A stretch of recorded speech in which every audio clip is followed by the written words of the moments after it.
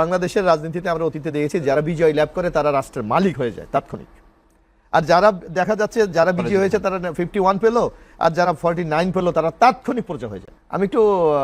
আমি যদিও আইনের অত বিশেষজ্ঞ না, তবে যতটুকু সাধারণ মানুষ হিসেবে আইন বুঝি, আমার মনে হয় রাজ্জাকি ভাইয়ের কিছু কথার সাথে আমি একমত হতে পারছি না।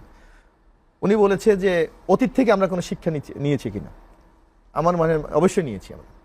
যেমন আপনি দেখবেন বাংলাদেশের ঐতিহ্যগত নির্বাচনের যদি আপনার পূর্ব ইতিহাসগুলি দেখেন, নির্বাচনের পর বিজয়ী দল এবং যারা পরাজিত দল হয় এদের মধ্যে কিন্তু একটা বাকযুদ্ধ চলে। নির্বাচন কারচুরি হয়েছে, নির্বাচন ইঞ্জিনিয়ারিং হয়েছে, কিন্তু this is the first time সবাই কিন্তু রেজাল্টটা মেনে নিয়েছে এবং কোনো অভিযোগ নাই।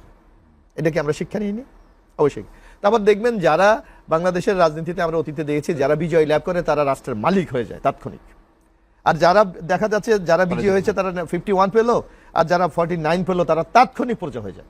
কিন্তু এবারই প্রথম দেখেন যে বিজয়ী হওয়ার পর জনাব তারেক রহমান আমাদের যিনি মাননীয় প্রধানমন্ত্রী, উনি কিন্তু যারা পরাজিত হয়েছে মানে অর্থাৎ নির্বাচনে জিতেছে কিন্তু ক্ষমতায় যেতে পারে নাই, সে জামাতের আমিরের বাসায় গিয়েছে, এনসিবির নাহিদের বাসায় গিয়েছে, চরমনের ইসলামী আন্দোলনের বাসায় গিয়েছে। তাহলে এটা কি আপনি অতীত থেকে শিক্ষার নতুন সংস্করণ না? আপনাকে এটাকে অভিনন্দন জানাতে পারি না আমরা? শুধু তাই না, আপনার 12 তারিখ নির্বাচন হয়ে গেছে, আজকে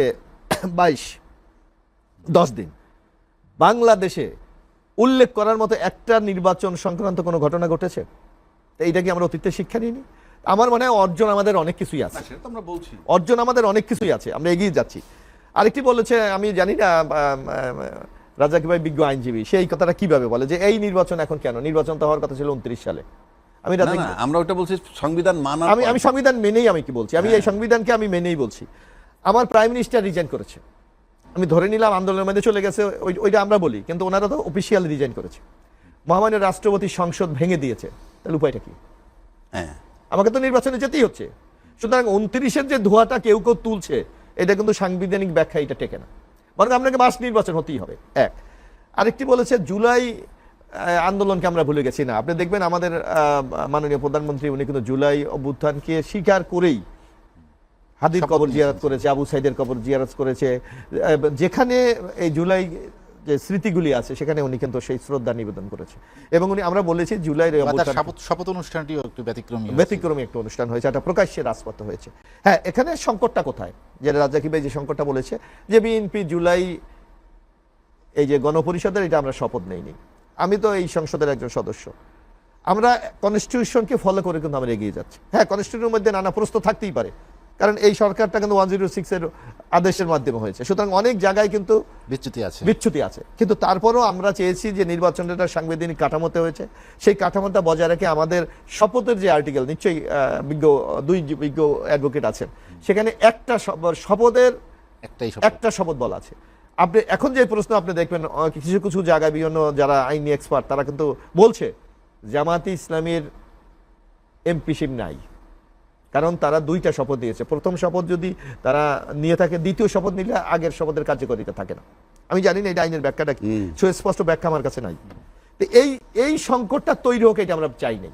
যার জন্য আমরা বলেছি যে আমরা প্রচলিত যে আমাদের শপথের বিধান আমাদের কনস্টিটিউশনে আছে সেটা আমরা নিয়েছি। এবং জুলাইয়ের যে কমিটমেন্টগুলি আপনারা দেখেন যে কমিটমেন্ট এখানে বলা হচ্ছে আমরা কি জুলাইয়ের চেতনা ধারণ করেন? অবশ্যই করি।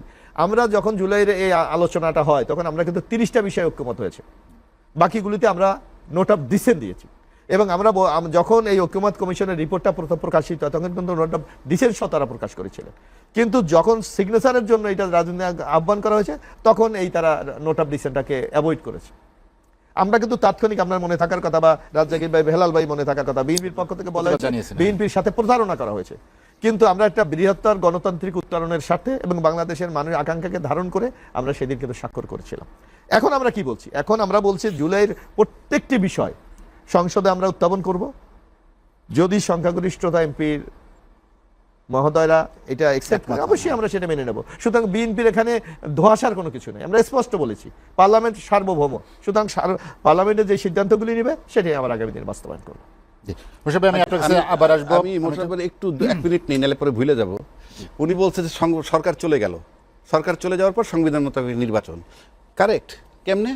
সরকার চলে যাওয়ার পর নির্বাচন হইতে হবে 3 মাসের মধ্যে। সেটা হলো 7ই নভেম্বর 2024-এর মধ্যে, যদি কোনো কারণ না হয় আরো 3 মাস পাইলে 7ই ফেব্রুয়ারি 2025-এর মধ্যে। এরপরে 2026-এর ফেব্রুয়ারিতে নির্বাচন, সংবিধানে নাই। আপনি এই মেয়াদ পার হওয়ার পর রাজনৈতিক দলগুলি যদি ঐক্যমত হয়ে, এখানে তো একটা বিশেষ ক্রাইসিস মুহূর্ত। আমি বলতে চাই, আপনি ওইটাও তো ধরেন রাজনৈতিক দল, এটা বিশেষ ক্রাইসিস, তো রাজনৈতিক দলগুলো যেটা ক্রাইসিসে গণভোটই করছে, এখন গণভোটে আপনার রাষ্ট্রপতির আইন মোতাবেক ওত নিবেন। যে মানে না সেটা তো আমরা তো মানি না, আমরা তো সেটা বলি না। না মানেন নাই, মানে আপনি ওত নিতে হবে, আপনি তো ঢুকতেই পারবেন না সংবিধানটায়। কেন বলছি, তাহলে আবার সংবিধানটা দেখাইতে হয়। এই সংবিধান আছে 142-এ বলা আছে, 142 অনুচ্ছেদে, যে 2/3 মেজরিটি দিয়ে এই সংবিধান সংস্কার করতে পারবে, যেভাবে মন চায় সেভাবেই ধরতে পারেন। এটা তো আগেও ছিল, না রাখেন, কিন্তু ব্যতিক্রম আছে কোথায়? ব্যতিক্রমটা এখানে আছে, কাঠামোতে। 7-এর খতে বলা আছে সংবিধানের 142 অনুচ্ছেদে যা কিছু থাকুক না কেন, ওই 142-এ যা কিছু থাক না কেন, সংবিধানের প্রস্তাবনা প্রথম ভাগের সকল অনুচ্ছেদ প্রথম ভাগের মধ্যে আছে ওই বঙ্গবন্ধু ছবি টানানো, এটার পরিবর্তন করতে না পারবেন। আমি একটু কথা বলি। আপনি সংবিধান পরিবর্তন এখানে বলা আছে, সাথে আপনি দেখেন যে কোনোভাবে এই সংবিধান পরিবর্তন করা যাবে না। সেটা তো- এটা কোন ধরনের গণতান্ত্রিক ব্যবস্থা? আর কথা তো সেটা না, একটা স্বৈরাচারী ব্যবস্থা কথা হলো তো আমরা স্বৈরাচারী ব্যবস্থা। adjust করতে পারি আপনি না। তাহলে করলে কি হবে? আবার 7-এর 1-2 মোতাবেক রাষ্ট্রদ্রোহী মামলা হবে। এবং 7 বছর জেল হবে, সেটা বলে হ্যাঁ, 7 বছর জেল হবে। প্রশ্ন হচ্ছে যে তাহলে তো আপনি যতক্ষণ মধ্যে এটা না পারতেছেন অতক্ষণ তো, তাহলে সংবিধানই যদি মানেন, আমি বাদ দিলাম গণভোট, সংবিধানই যদি মানেন, তাহলে যতক্ষণ পর্যন্ত পরিবর্তন না হবে অতক্ষণ পর্যন্ত জাতির জন্য না, সংবিধানের সকল অগণতান্ত্রিক বিষয় যদি কেউ যুক্ত করে, সেটা আপনি মানবেন? অগণতান্ত্রিক বলতে কিছু না, এটা change করতে- অবশ্যই, এটা তো তারা করেছে। আপনি এখন এখন বললে হবে না তো। নির্বাচনের বৈধতা নিয়ে প্রশ্ন